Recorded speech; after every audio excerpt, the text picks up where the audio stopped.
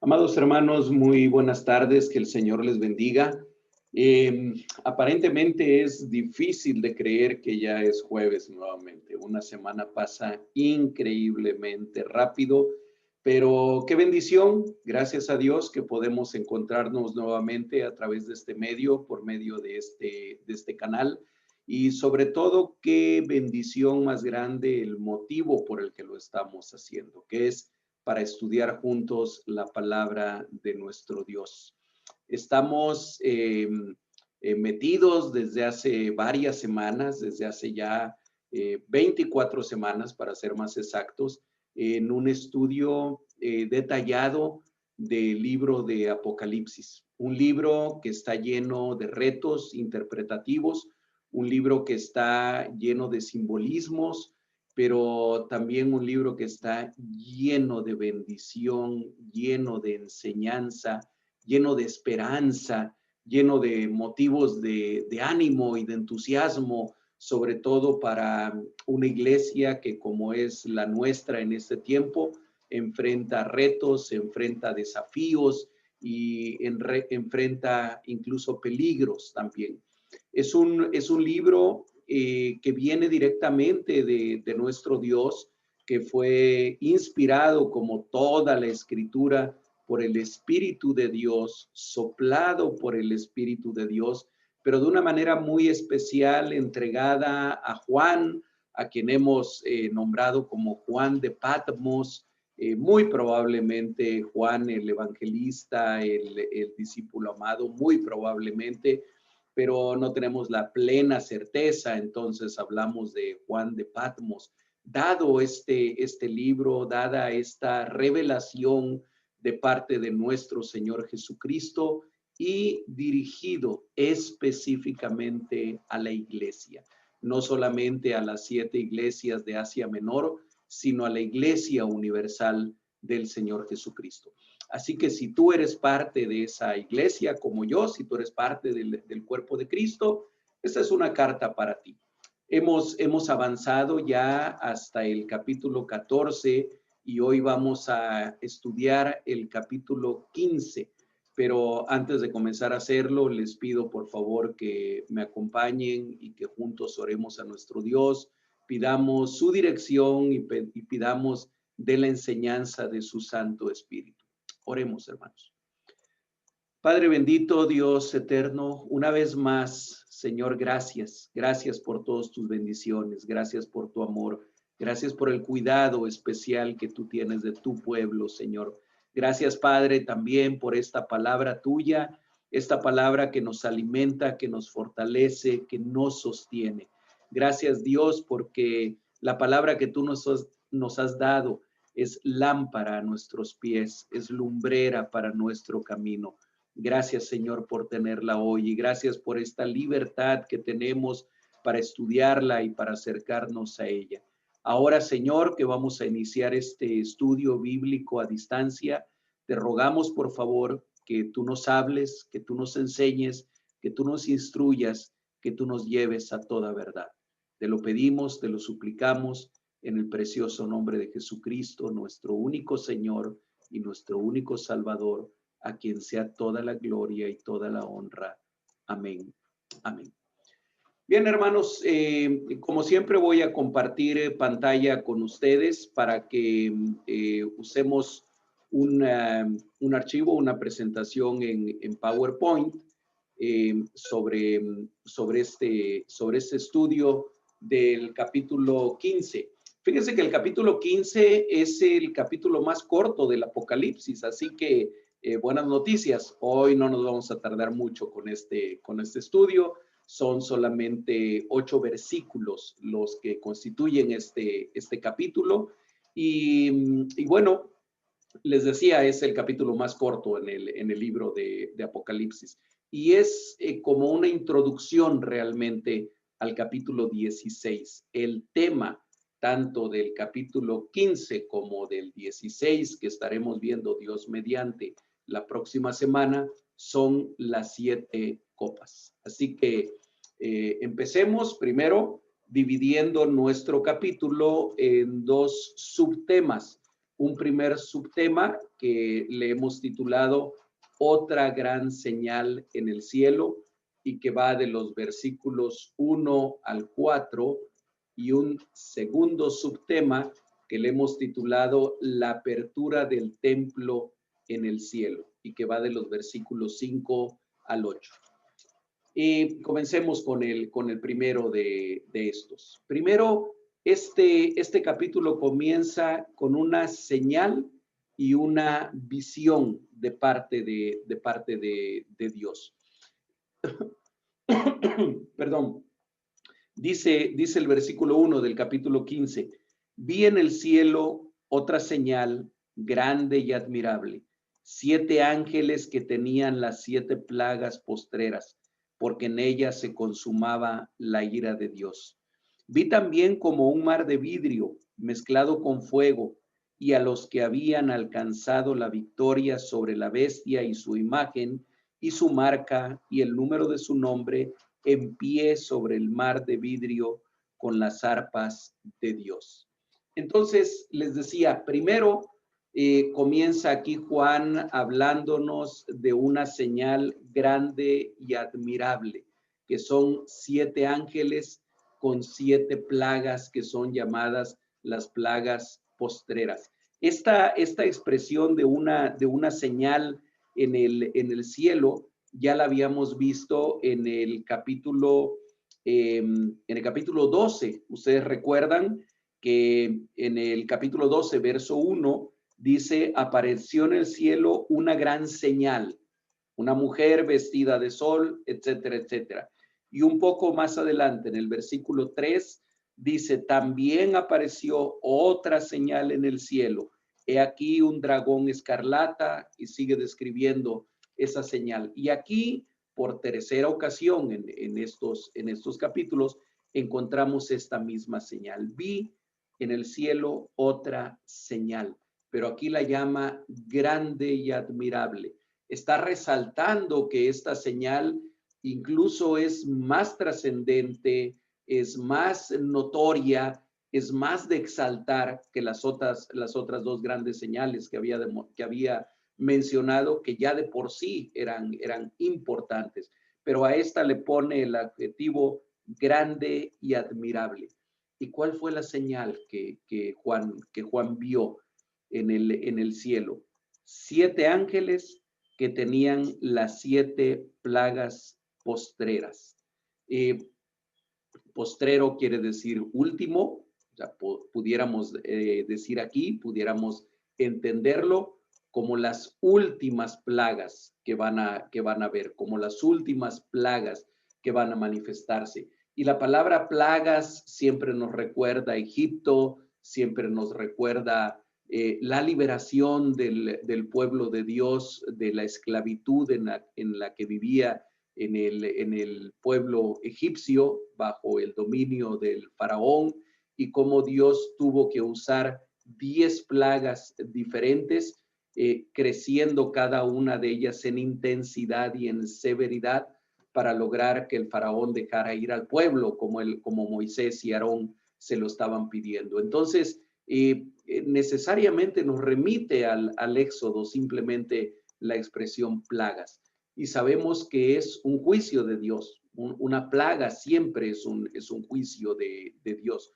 Una plaga siempre es un mecanismo que Dios está utilizando para tratar con el mundo, generalmente con aquellos que no lo conocen a Él, con aquellos que no quieren conocerlo a Él, pero muchas veces también para tratar con su mismo pueblo, muchas veces también para tratar con su misma iglesia. Y dice al final del versículo 1, porque en ellas se consumaba la ira de Dios. Y fíjense que es interesante que la palabra que se traduce como consumaba, porque en ellas se consumaba la ira de Dios, es una palabra en griego que pudiéramos transliterar como getelesté. ¿Y por qué la menciono? Bueno, porque tiene el mismo origen o tiene la misma raíz de otra palabra que es muy importante en los evangelios, en el Nuevo Testamento, que es la palabra tetelestai. La palabra tetelestai, y a lo mejor algunos de ustedes lo recuerdan de algún otro estudio bíblico, de alguna predicación, es una, para nosotros en castellano, sería una expresión, una frase, tetelestai, que fue pronunciada por nuestro Señor Jesucristo cuando Él murió en la cruz del Calvario. Es una palabra que al latín, en la Vulgata latina, lo han traducido como consumatum est, y que al español se ha traducido como todo está concluido o todo está consumado. Y yo les he explicado en algún otro estudio bíblico que esta palabra tetelestai se usaba habitualmente en el ámbito mercantil, en el ámbito comercial, para sellar un trato comercial entre dos partes. Podía ser un trato de compra-venta, incluso de un esclavo o de esclavos o de cualquier otra cosa, y en la cual, como una especie de rúbrica, como una especie de sello, se concluía poniendo tetelestai, como para decir todo lo que había que pagar está pagado, todo lo que se tenía que hacer de acuerdo con este convenio comercial ha sido hecho. Y es significativo que el Señor Jesucristo pronuncie estas palabras al entregar voluntariamente su vida en la cruz del Calvario para decir todo lo que había que hacer para que el pecado de los seres humanos fuera pagado, ha sido ya completado, ha sido concluido, está completa la obra a la que yo he venido, decía el Señor Jesucristo al mencionar estas palabras, tetelestai. ¿Por qué lo traigo a colación en esta parte del Apocalipsis? Porque la palabra getelesté tiene la misma raíz.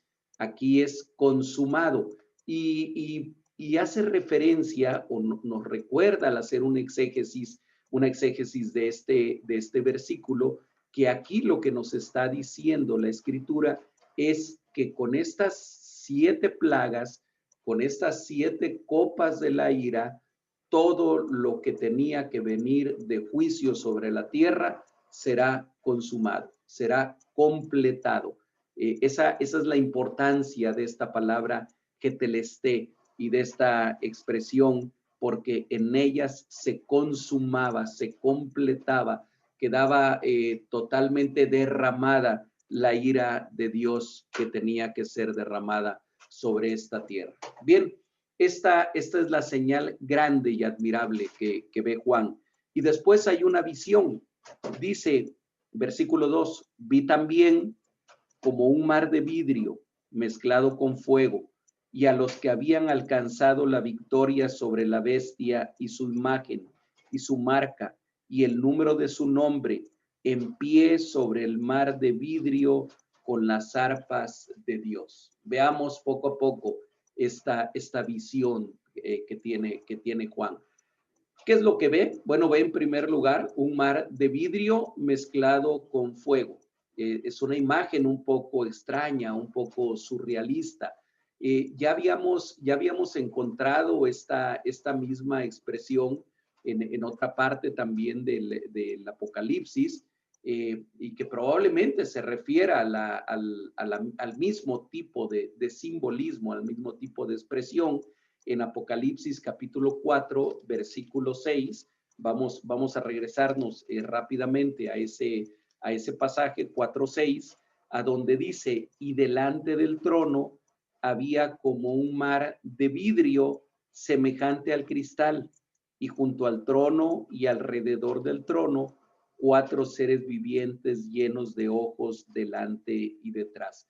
Así que este mar de cristal, o mencionado en Apocalipsis 4:6 como mar de vidrio semejante al cristal, muy probablemente sea el mismo al que está haciendo referencia ahora en el capítulo 15, versículo 2. Pero ustedes se preguntarán, bueno, ¿y qué significa? ¿Qué significado tiene el mar de cristal? ¿Y por qué aquí se menciona que es un mar de vidrio mezclado con fuego? Bueno, de acuerdo con algunos estudiosos del Apocalipsis, probablemente es un simbolismo de aquello de lo que han salido, de lo que han pasado los que están en pie sobre ese mar, sobre ese mar.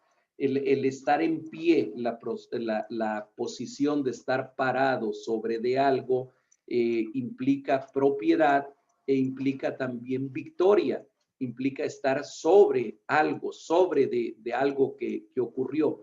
Entonces, muy probablemente este mar de vidrio mezclado con fuego esté representando toda la tribulación, todas las luchas, todas las pruebas, todo el martirio, todo el sufrimiento por el que han tenido que atravesar aquellos que se han tenido que enfrentar a la bestia.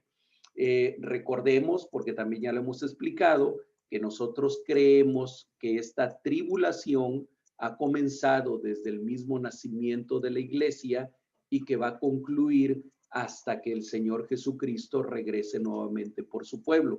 Y que por lo tanto nosotros, cristianos de este día, hoy estamos a 4 de febrero del año 2021, estamos en medio de esa tribulación.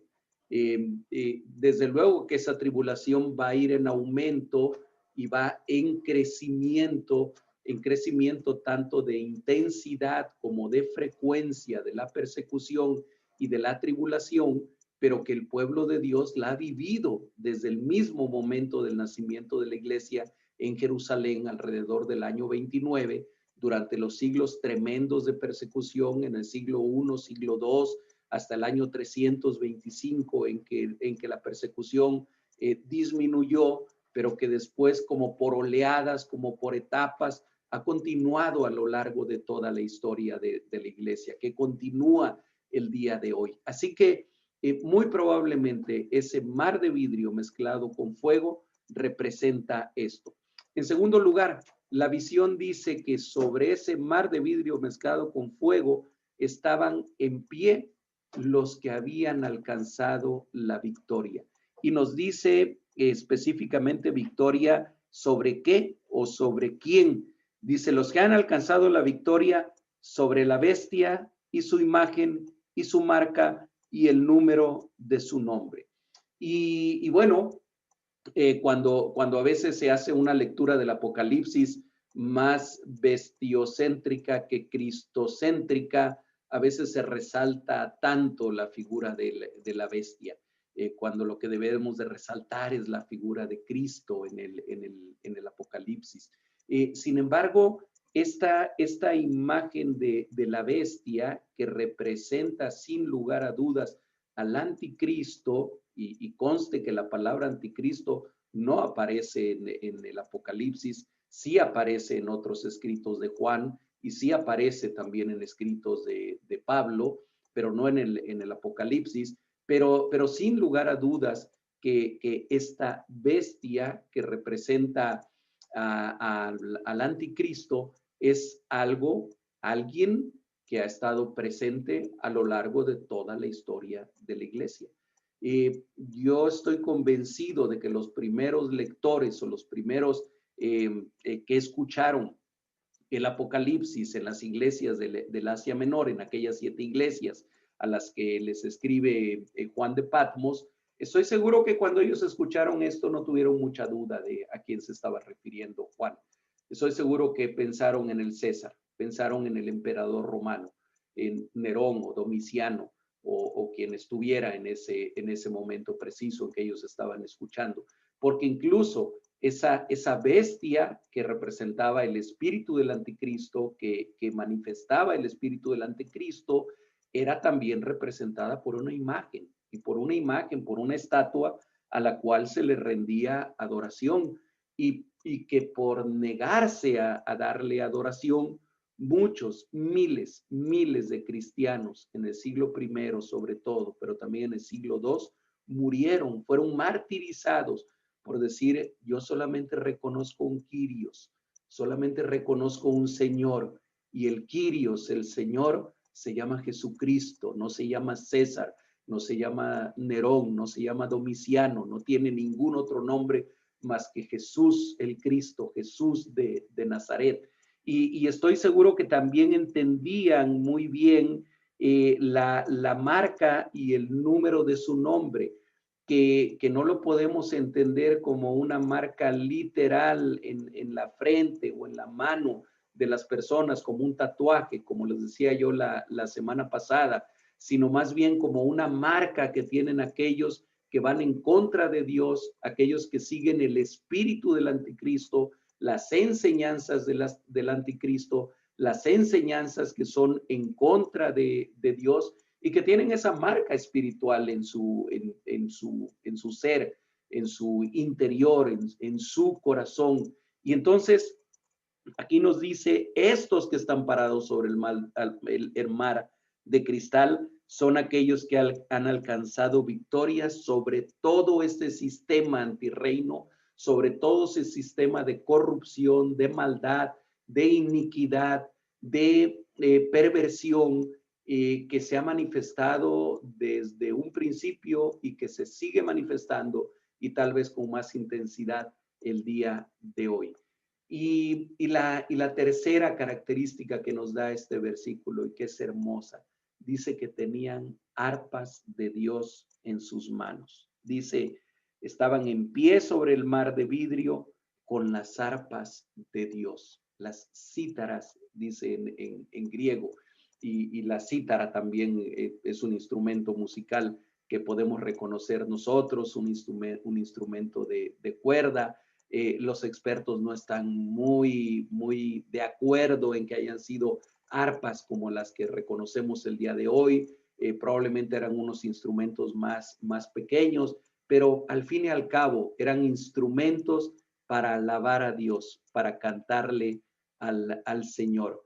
Y entonces nos va a seguir diciendo en los siguientes versículos que aquellos vencedores, aquellos que estaban parados sobre aquel mar de vidrio y de fuego, lo que hacían era cantar, dice el versículo 3, y cantaban el cántico de Moisés, siervo de Dios, y el cántico del Cordero, diciendo, grandes y maravillosas son tus obras, Señor Dios Todopoderoso, justos y verdaderos son tus caminos, Rey de los santos. ¿Quién no te temerá, oh Señor, y glorificará tu nombre? Pues solo tú eres santo, por lo cual todas las naciones vendrán y te adorarán porque tus juicios se han manifestado. Gloria a Dios. Este es un hermoso canto. Es un canto del cual no tenemos la música, pero creo que nuestro corazón y creo que nuestro espíritu fácilmente le puede poner música a estas palabras porque son palabras de adoración a nuestro Dios. Y bueno, el cántico de Moisés es algo que ustedes pueden encontrar en sus Biblias en Éxodo capítulo 15 de los versículos 1 al 21. No lo voy a leer todo, pero quiero solamente mencionar algunos versículos. ¿En qué ocasión canta Moisés este canto? Cuando el pueblo de Israel puede atravesar el Mar Rojo, cuando el pueblo de Israel puede finalmente ser liberado de la esclavitud en la que estaba en Egipto. Y dice Éxodo 15, versículo 1, entonces cantó Moisés y los hijos de Israel este cántico a Jehová y dijeron, cantaré yo a Jehová porque se ha magnificado grandemente, ha echado en el mar el caballo y el jinete. Jehová es mi fortaleza y mi cántico y ha sido mi salvación. Este es mi Dios y lo alabaré, Dios de mi Padre, y lo enalteceré. Gloria a Dios, aleluya. Sigue todo este canto hasta el versículo 21. Pero fíjense que en Deuteronomio, un poco más adelante en el mismo Pentateuco, Deuteronomio capítulo 31, ya casi al final del capítulo, aparece nuevamente otro cántico de Moisés. En el capítulo 31, verso 30, el último versículo de ese capítulo, pero ahí empieza, y luego prácticamente todo el capítulo 32 hasta el verso 43, dice así, en 31:30 de Deuteronomio, Entonces habló Moisés a oídos de toda la congregación de Israel las palabras de este cántico hasta acabarlo. Ahora ya no acababan de atravesar el Mar Rojo. Ahora estaban a punto de entrar a la tierra prometida. Ahora estaban a punto de entrar al lugar donde Dios les había prometido. Y también Moisés entona otro cántico, un hombre de 120 años de edad, y dice: escuchad cielos y hablaré, y oiga la tierra los dichos de mi boca. Goteará como la lluvia mi enseñanza, destilará como el rocío mi razonamiento, como la llovizna sobre la grama y como las gotas sobre la hierba, porque el nombre de Jehová proclamaré, engrandeced a nuestro Dios. Él es la roca cuya obra es perfecta, porque todos sus caminos son rectitud. Dios de verdad y sin ninguna iniquidad en él, es justo y recto. Y sigue alabando de esta manera. No sabemos identificamos muy bien cuál es el cántico de Moisés o los cánticos de Moisés, pero no identificamos bien cuál es el canto del Cordero. No hay algún pasaje de la Escritura que se identifique como tal, como el cántico del Cordero. Sin embargo, nos podemos preguntar, y que yo creo que con bastante apego a la Escritura, ¿será el cántico nuevo que cantaban en Apocalipsis 14:3? Porque en Apocalipsis 14:3, después de hablarnos de que el Cordero está en pie sobre el monte Sión, pero que no está solo, está con los 144,000 redimidos, dice en el versículo 3, y cantaban un cántico nuevo delante del trono y delante de los 4 seres vivientes y de los ancianos, y nadie podía aprender el cántico sino aquellos 144,000 que fueron redimidos de entre los de la tierra. Entonces, yo me pregunto si es este mismo cántico del Cordero al que el que estaban cantando todos aquellos, toda aquella multitud parada sobre el mar de cristal y de fuego, con arpas en sus manos, y seguramente que si tenían las arpas no era solamente de adorno, era porque las estaban tocando y porque acompañaban aquellos cánticos con la música, con la melodía de las arpas. Este es un pequeño destello, es una pequeña escena de lo que será nuestra vida en el cielo cuando estemos con el Cordero, tú y yo. Y dice la Escritura que repetían aquellas palabras de alabanza, de adoración.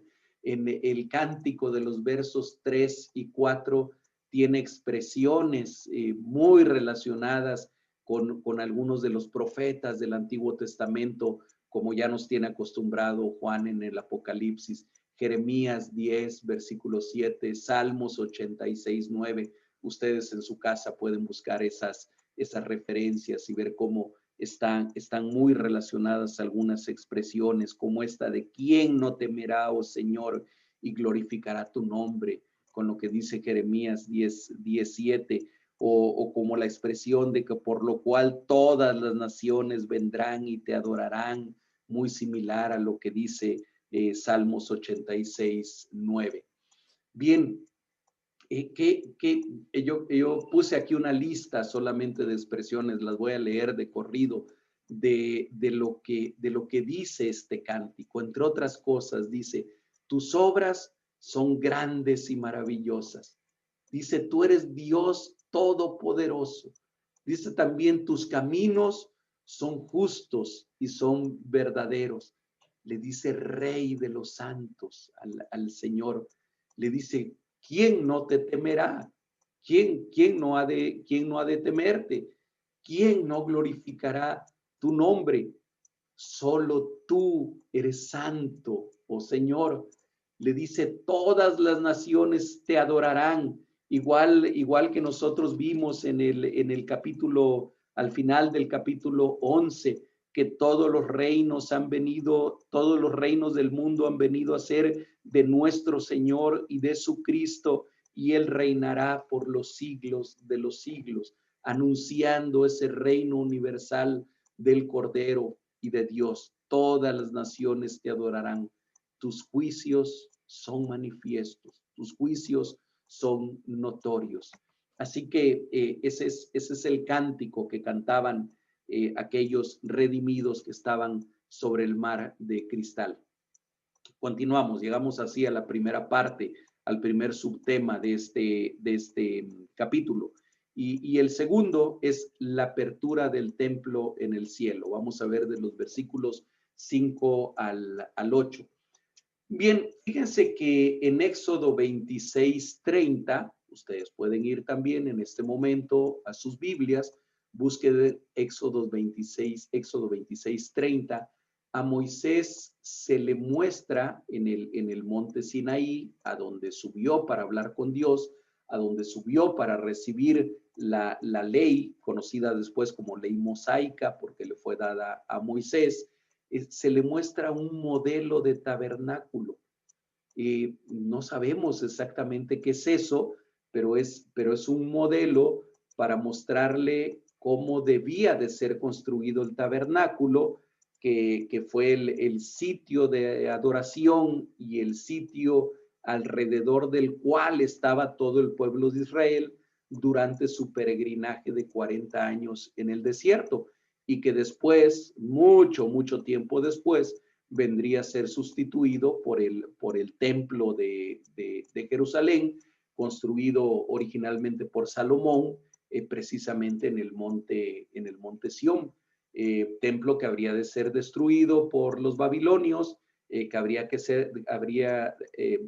de ser reconstruido posteriormente por Nehemías, por Zorobabel, por Esdras, todos aquellos que regresaron del exilio, y que habría de ser completado por la dinastía de los Herodes ya en el siglo I antes de Cristo, y que nuevamente habría de ser destruido en el año 70 después de Cristo por las tropas del general Tito durante la llamada guerra de los judíos.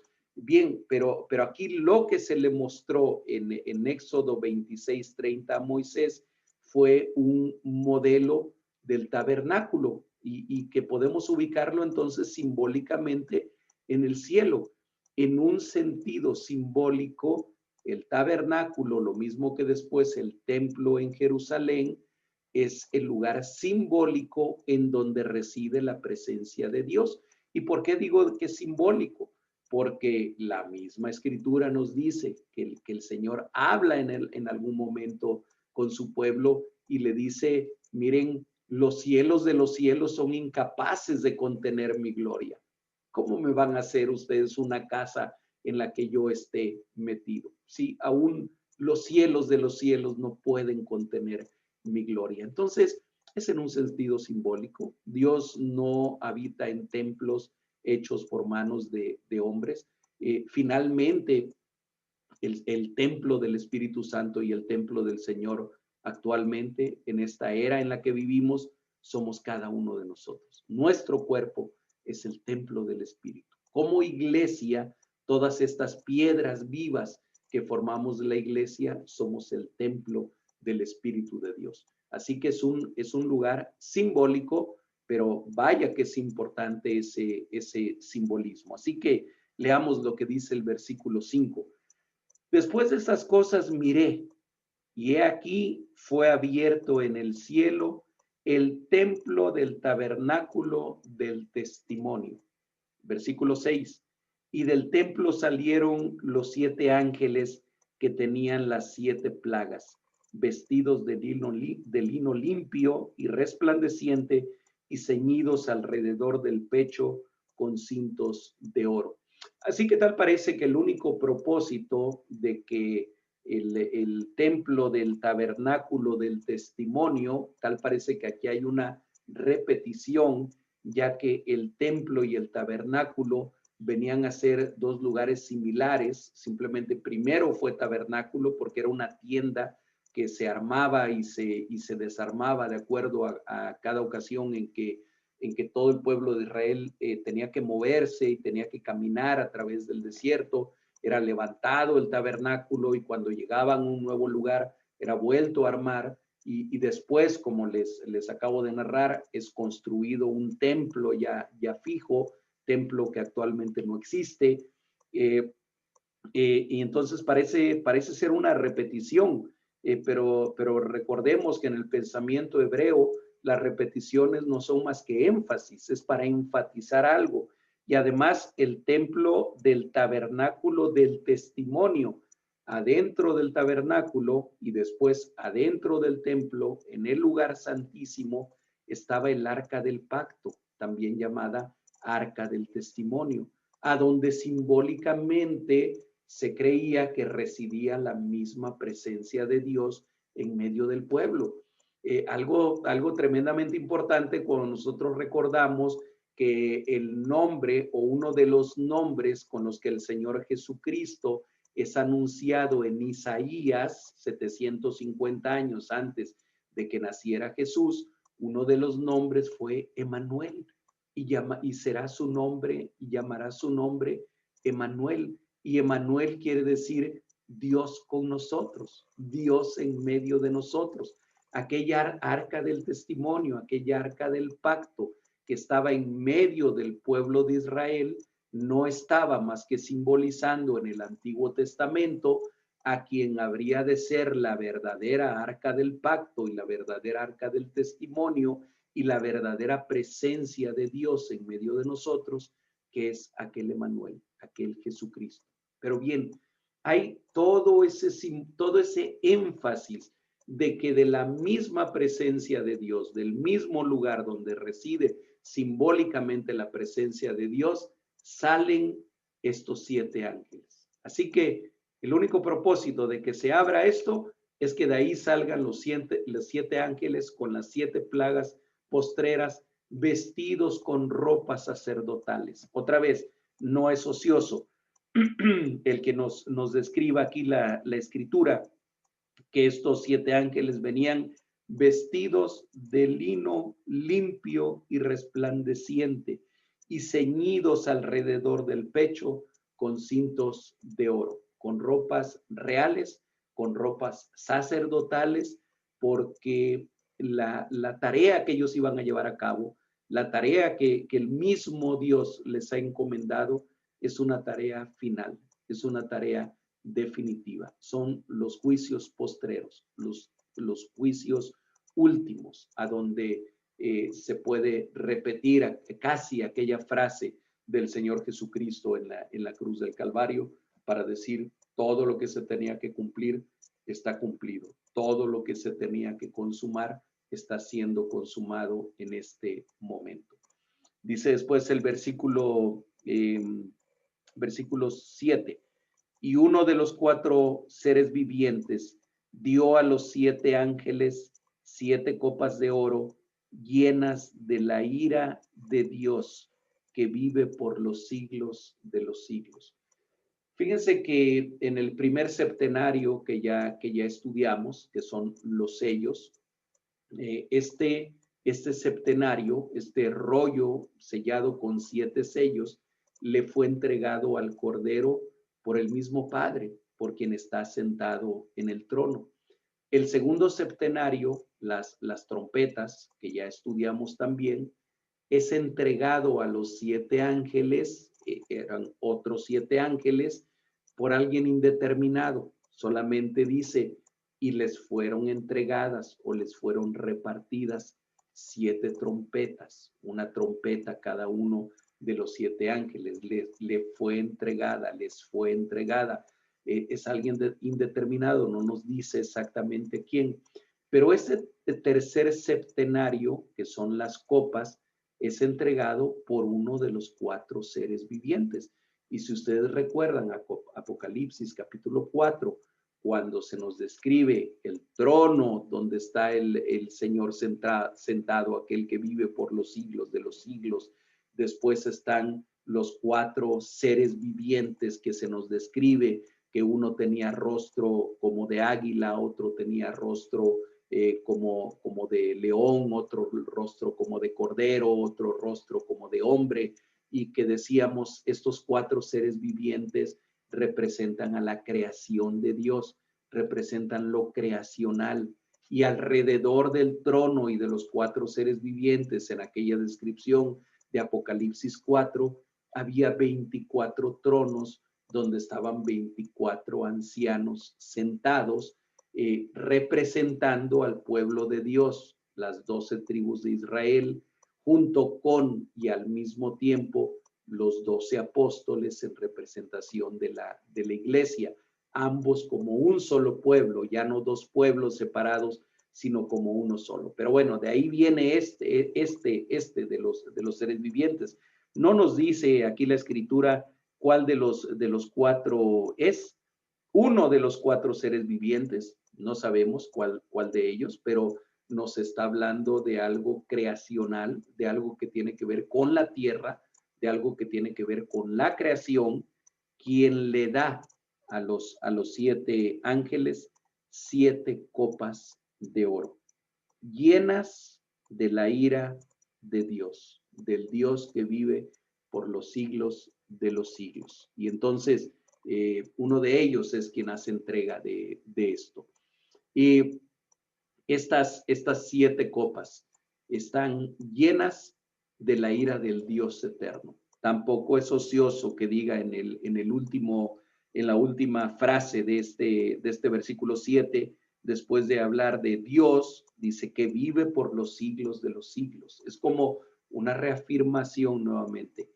Quien está mandando estas 7 copas llenas de ira es el Dios todopoderoso, es el Dios eterno, es el que era y que es y que ha de venir, como se le menciona en otras partes del Apocalipsis. Es la ira consumada de Dios la que va a ser derramada sobre la tierra. Y aparece una nueva teofanía. Recuerden ustedes que teofanía es una expresión material, visible, que puede ser percibida por los sentidos de Dios. A veces son truenos, a veces son relámpagos, a veces es una zarza ardiente, como fue cuando se presentó delante de Moisés en el monte Horeb. Esas son teofanías, son expresiones visibles de Dios. Y leemos en el versículo 8 y el último de este capítulo: y el templo se llenó de humo por la gloria de Dios y por su poder, y nadie podía entrar en el templo hasta que se hubiesen cumplido las 7 plagas de los 7 ángeles. Entonces, vemos aquí una teofanía que no nos es para nada desconocida. Humo o nube, como se refiere en otros lugares, lo encontramos en varias partes de la Escritura. Déjenme mencionarles solamente estas referencias que les puse aquí. En el primer libro de Reyes, en Primero de Reyes, capítulo 8, en los versículos 10 y 11, dice así.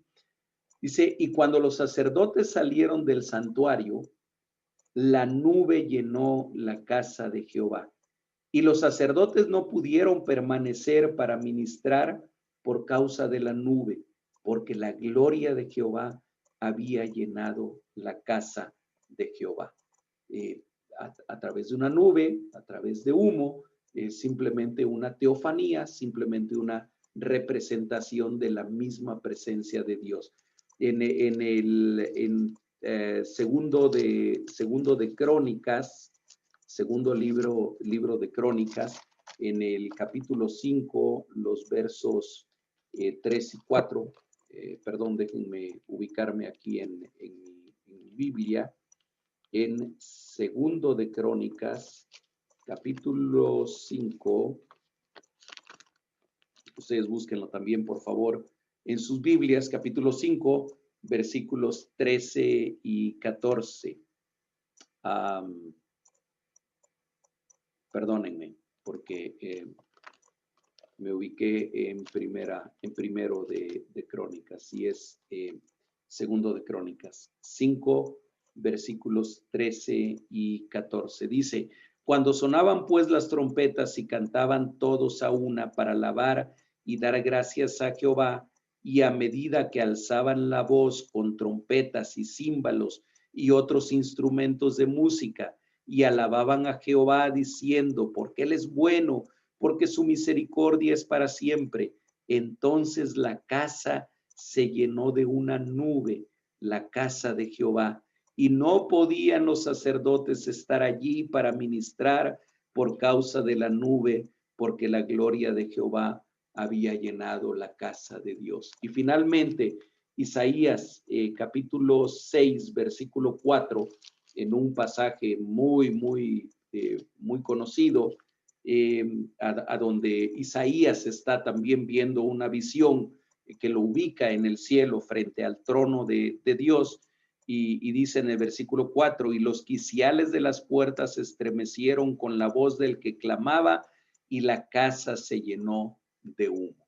Otra vez, esa misma manifestación que nos habla solamente de la presencia de Dios, y esto mismo se repite aquí en Apocalipsis 15, 8.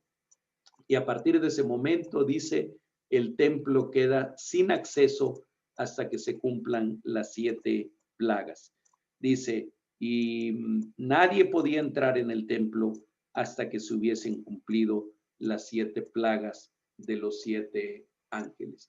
Hermanos, ustedes recordarán que hemos mencionado que estos 3 septenarios no son, su aparición no es en orden cronológica como nos aparece en el libro de Apocalipsis.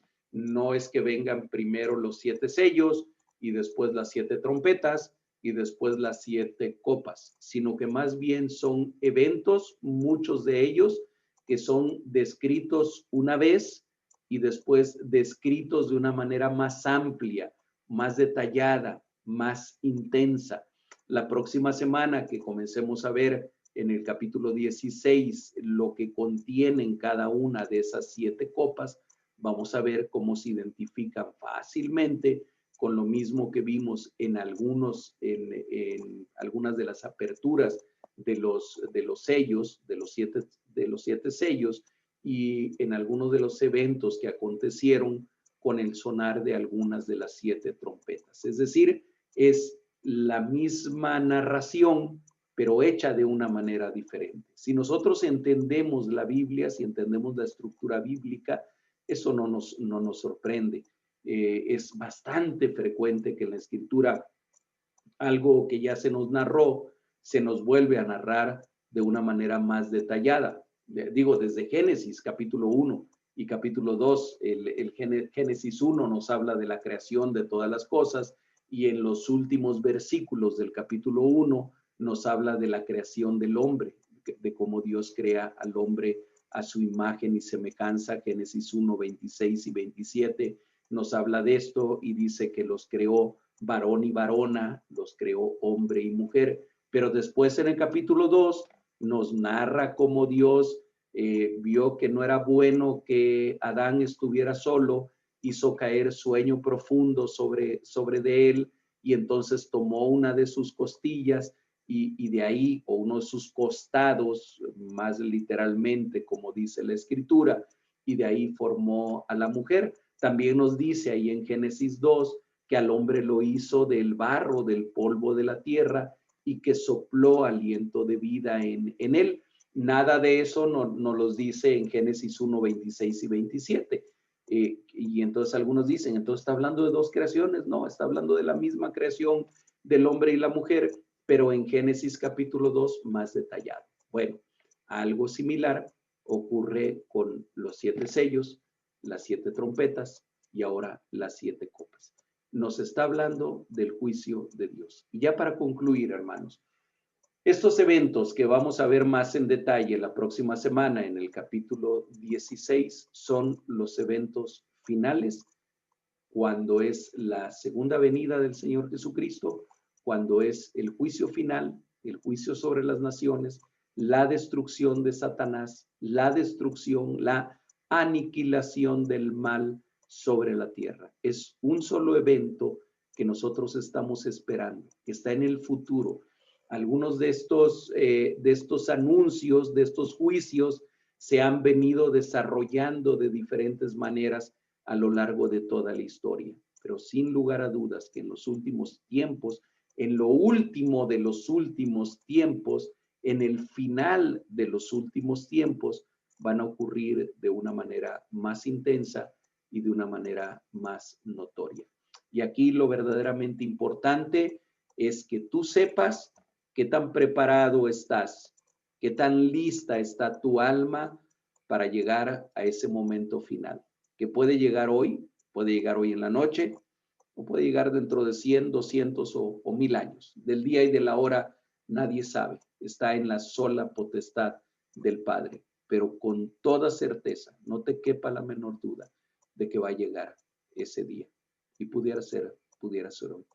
Que el Señor nos ayude para que esta enseñanza de Apocalipsis sirva para llenarnos de esperanza en ese futuro glorioso que nos espera como pueblo de Dios, de esperanza y de ánimo al pensar que igual que ese cántico que aquellos redimidos están entonando sobre el mar de vidrio y de fuego, de la misma manera nosotros estaremos un día delante de nuestro Creador, alabándolo, exaltándolo, adorándolo y disfrutando de su presencia. Pero que eso es algo que ya comenzamos a hacer. No está solamente reservado para el cielo. Hemos comenzado a hacerlo aquí en la tierra, gracias a la misericordia de nuestro Dios y gracias a nuestro Señor Jesucristo. Hermanos, que el Señor les bendiga, que el Señor los sostenga, que el Señor los cuide y que los anime a seguir adelante en este camino. Nos vemos, si Dios lo permite, el próximo jueves para estudiar el libro de, seguir estudiando el libro de Apocalipsis y hacerlo ahora en el capítulo 16, analizando en detalle cada una de estas 7 plagas. Hermanos, que tengan una linda tarde y que el Señor los siga bendiciendo.